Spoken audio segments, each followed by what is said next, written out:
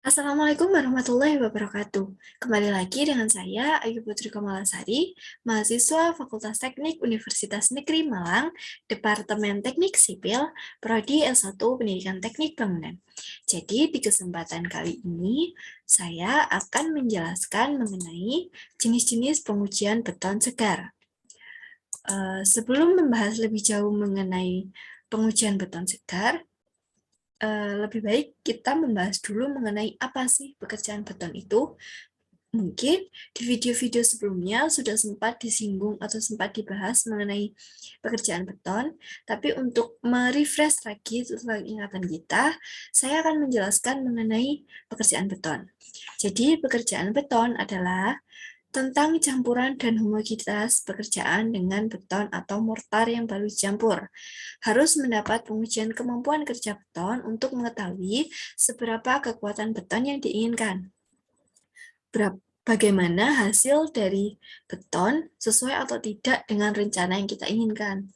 Dengan kata lain, jika proses pembetonan seperti pencampuran, penempatan, dan pemadatan atau finishing dapat dilakukan dengan baik dalam kondisi yang baru dicampur, ini akan memberikan kemampuan kerja beton yang baik.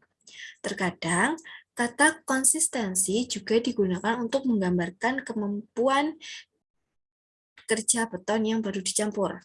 Dikatakan bahwa beton basah lebih bisa digunakan daripada beton kering. Kemampuan pekerjaan beton yang diinginkan untuk praktik konstruksi tertentu bervariasi sesuai dengan kondisi kerja, kondisi cuaca, jenis pekerjaan, cara pemadatan, dan lain-lain. Kita langsung membahas, di sini ada faktor utama pengaruh dari pekerjaan beton sendiri. Yang pertama adalah rasio air atau air semen, dan yang kedua adalah bentuk dan ukuran beton, yang ketiga adalah agregat dan campuran. Setelah kita mengerti tentang pekerjaan beton tadi, di sini saya akan menyampaikan mengenai beton segar. Apa sih beton segar ini? Dari beberapa referensi yang sudah saya pelajari, beton segar merupakan campuran beton yang telah selesai diaduk beberapa saat, atau belum dikeraskan, atau belum terjadi pengikatan. Jadi karakteristiknya belum berubah atau masih plastis, dan belum terjadi pengikatan. Kita lanjut. Tujuan dari pengujian beton segar ini ada 3 di sini disebutkan. Yang pertama adalah mengetahui kelecekan atau konsistensi beton segar. Yang kedua, memastikan adukan beton sesuai rencana yang sudah kita rencanakan sebelumnya. Dan yang ketiga, mengetahui workabilitas campuran beton. Kita lanjut. Di sini ada pengujian beton segar. Dalam pelaksanaan pekerjaan di lapangan, ada beberapa metode uji beton atau tes beton yang sering diterapkan untuk mengontrol kualitas beton yang digunakan dalam berbagai kebutuhan struktur. Jadi di sini saya akan menyebutkan tentang pengujian-pengujian apa saja yang biasa digunakan untuk pengujian beton segar ini sendiri. Di sini yang pertama ada pengujian SLAM test. Apa sih pengujian SLAM test itu? Jadi pengujian SLAM test beton atau SLAM test adalah tes yang paling umum untuk kemampuan kerja beton campuran baru yang dapat dilakukan baik di lokasi kerja atau di lapangan maupun di laboratorium. Ini untuk alat dari SLAM testnya di sendiri. Di sini ada SLAM test con. Di sini ada tamping rod atau tongkat pemadat. Di sini ada meteran yang digunakan nanti untuk mengukur hasil uji SLAM-nya sendiri. Kita lanjut untuk standar pengujian SLAM test sendiri ini ada ASTM C143 di mana di dalamnya mengatur tentang prosedur pengujian SLAM runtuh. Kita lanjut sesuai IS 456 tahun 2000 Plain and Reinforced Concrete Code of Practice, maka kualitas beton ditentukan sebagai berikut. Yang pertama, jika slump beton berada antara 0 hingga 25 mm, maka dianggap sebagai daya kerja beton yang sangat rendah. Yang kedua, jika slump beton berada di antara 25 hingga 50 mm, maka dianggap sebagai daya kerja beton yang rendah. Yang ketiga, jika slump beton berada di antara 50 hingga 100 mm, maka dianggap sebagai kemampuan kerja beton sedang.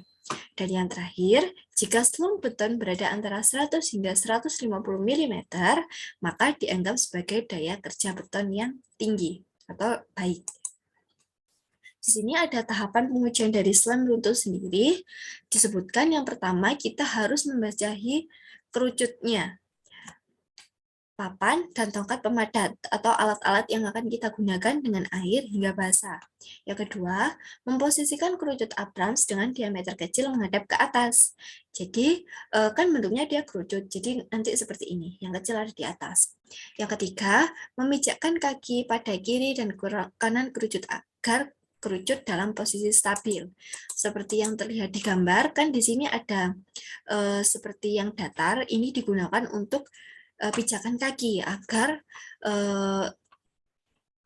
ininya tidak bergeser atau dia tetap dalam kondisi stabil. Lanjut, memasukkan campuran beton ke dalam kerucut per sepertiga bagian kerucut.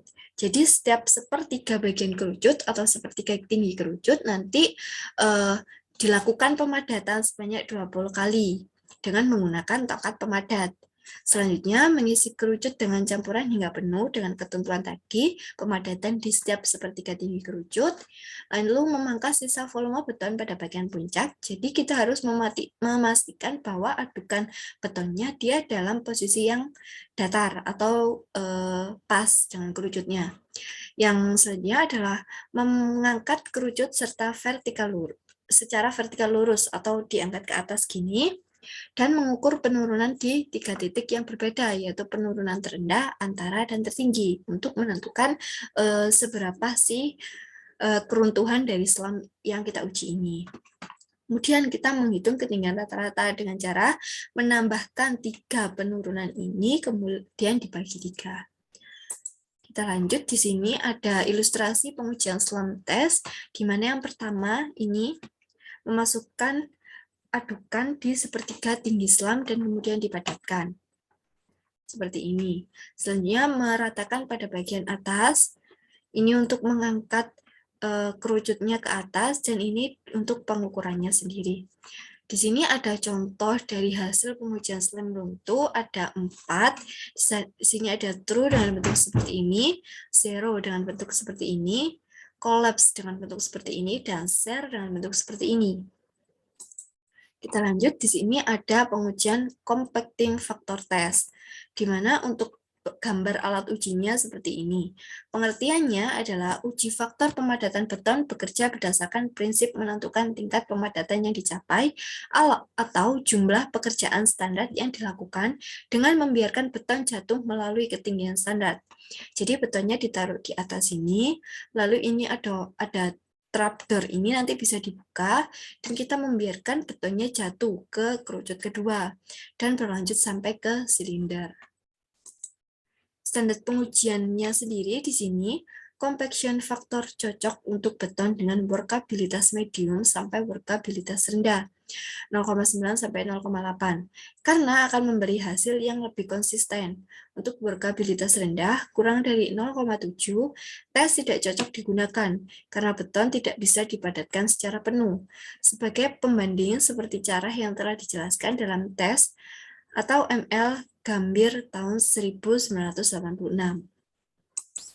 Untuk proses pengujiannya sendiri, seperti yang dijelaskan di sini, saya akan membacakannya. Dalam pengujian, bagian atas hopper diisi dengan bahan uji beton representatif. Setelah penuh, satu pintu yang bersendi pada dasarnya dibuka, dan beton dibiarkan jatuh ke dalam hopper yang kedua atau kerucut kedua. Dengan cara yang sama, beton dilepaskan dari hopper kedua dan jatuh ke dalam tempat yang berbentuk silinder yang bawah sendiri. Kelebihan beton dipotong oleh 2 baja yang bekerja simultan dari luar pusat silinder. Silinder berisi beton pada volume tertentu yang telah mengalami sejumlah pekerjaan tertentu sewaktu jatuh dari hopper kedua ditimbang, sehingga diketahui berat beton yang sudah dipadatkan sebagian atau WP. Silinder kemudian diisi kembali dengan contoh bahan yang sama, setiap lapisan kurang lebih 50 mm, beton ditumbuk dengan keras sehingga dicapai kepadatan maksimal. Bagian muka atas diratakan, lalu ditimbang, dan didapatkan berat beton dengan kepadatan penuh atau WF. Yang disebut dengan faktor pemadatan adalah perbandingan dari berat beton yang dipadatkan sebagian dengan beton yang dipadatkan penuh atau WP per WF. Disebutkan oleh L.J. Murdoch dan K.M. Brook pada tahun 1999. Kita lanjut, ini untuk gambar ilustrasi dari pengujiannya sendiri. Jadi ini untuk kerucut yang atas diisi dulu dengan semen, dengan campuran beton, dan yang selanjutnya kita membuka pada bagian ini, dibuka sehingga adukan beton bisa jatuh ke bawah.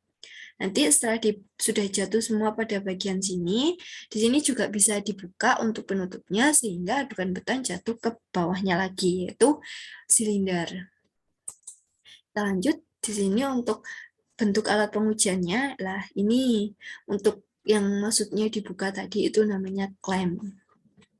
Ini untuk silindernya yang terakhir. Setelah betonnya berada di silinder semua, kelebihan beton yang ada di atas silinder nanti diratakan dan kemudian ditimbang.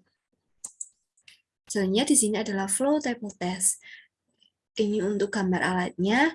Tes aliran atau flow test adalah tes laboratorium yang memberikan indikasi kualitas beton sehubungan dengan konsistensi atau kemampuan kerja dan keterpaduan. Dalam tes aliran ini, massa standar beton mengalami penyentuhan. Tes ini umumnya digunakan untuk beton dengan daya kerja tinggi atau sangat tinggi. Kita lanjut. Standar pengujian dari flow table test ini yang pertama ada BS 1881, 105, 1984. Metode ini digunakan untuk beton yang bisa dikerjakan dengan tinggi dan sangat tinggi yang akan menunjukkan tingkat kemerosotan beton.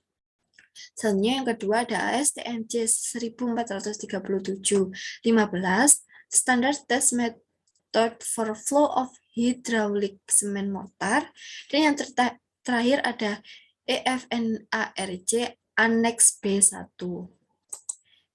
Menurut MS SETI atau Teori dan Praktik Teknologi Beton, nilai uji aliran dapat berkisar antara 0 hingga 150%. Untuk prosedur pengujian dari flow table test sendiri seperti yang dijelaskan di sini. Yang pertama yang harus kita lakukan adalah menyiapkan permukaan yang rata dan letakkan tabel alir di permukaan. Yang kedua, gunakan kain lembab untuk membersihkan bagian atas meja dan permukaan bagian dalam cetakan. Yang ketiga, tempatkan cetakan berbentuk kerucut di atas meja. Isi kerucut dengan beton segar dalam 2 lapisan yang sama, dan mulai tamping setiap lapisan 10 kali menggunakan batan tamping kayu atau pemadatan, seperti yang dilakukan pada pengujian selam runtuh.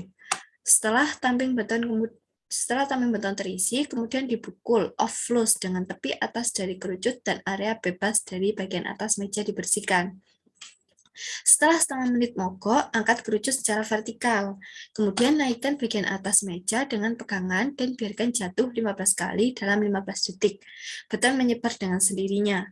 Ukur diameter beton menyebar dalam 2 dimensi sejajar dengan tepi meja. Ini untuk ilustrasi dari pelaksanaan pengujiannya. Yang pertama ini diratakan, dan yang kedua diangkat. Ini, dan kemudian dalam pengukuran setelah betonnya menyebar seperti ini dilakukan pengukuran. Selanjutnya di sini ada pengujian VB Consistometer Test. Ini untuk alatnya. Tes konsistensi VB adalah tes laboratorium yang baik pada beton segar untuk mengukur kemampuan kerja secara tidak langsung dengan menggunakan konsistensi VB. VB test biasanya dilakukan pada beton kering dan tidak cocok untuk beton yang sangat basah. Uji konsistensi VB menentukan mobilitas dan kompatibilitas beton. Pada VB digunakan alat tes konsistensi pengukur vibrator, bukan menyentak. VB tes menentukan waktu yang dibutuhkan untuk transformasi beton oleh getaran. Amplitude yang terkontrol sehingga permukaan bawah transparan disk tertutup oleh mortar beton. Waktu yang diperlukan disebut waktu VB. Kesulitan dari pengujian ini adalah tidak seragamnya penutupan transparan disk oleh mortar, sehingga sulit untuk menentukan titik akhir dari tes ini. Hal ini dijelaskan oleh S. Mendes, Francisier, dan D. Darwin tahun 2003. Untuk standar pengujian dari VB sendiri ada 3. Yang pertama adalah EN 12.353,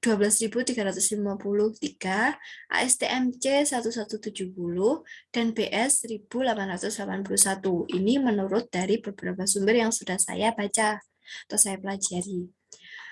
Di sini disebutkan juga menurut IS tahun 1999, 1959, metode pengambilan sampel dan analisis beton. Kualitas beton ditentukan sebagai berikut.